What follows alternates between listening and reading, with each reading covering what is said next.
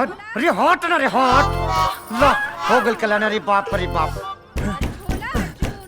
कहत रहनी कि सेक्सी गाना मत गा, लेकिन माने वाली नहीं करे बाप रे। अब कहा जानी अभी गाना हमारा जीवन के आखिरी गाना होई। अब सेट सॉन्ग घूम के गावे के पड़ी हमरा बाप रे। अब कौन गाना गाओ तलिए रे?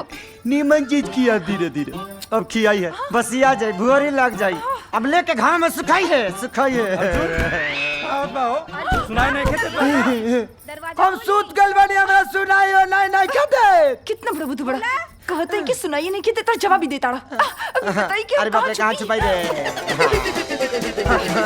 कहाँ छुप छुप छुप छुप कहाँ छुपी? अलमारिया में रे झोका अलमारिया में चल चल चल चल। अर्जुन आवत तनी संग ने पास का धैले रहत रहलो।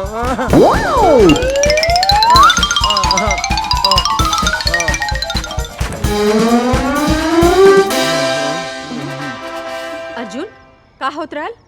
इतना देर से आवाज देत बानी सुनात नहीं के का? उ कुछ न मई रियाज करे तनी न ढेर दिन से गावल छूट कर लनु हमार। रियाज उहो इतना रात में और मेल फीमेल दोनों आवाज में? हाँ तो आजकल एगो आवाज से धर्म करम कहाँ चलत आवे जे। अच्छा त तनी गा के सुनावा था ना। हाँ हाँ हाँ सुनाओ तनी।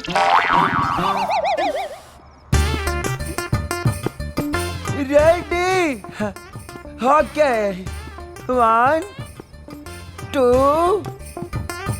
3 लेला होठ लाली के सवाद धीरे धीरे नीमन चीज हम खाइब एकरा बाद धीरे धीरे।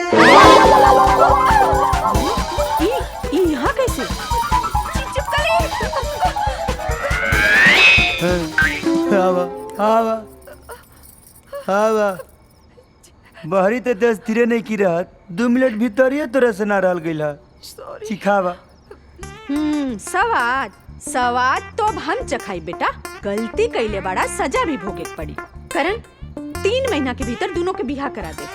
दुल्हन ई अंजलि के तू लेके जा और करण आज यहीं सुती।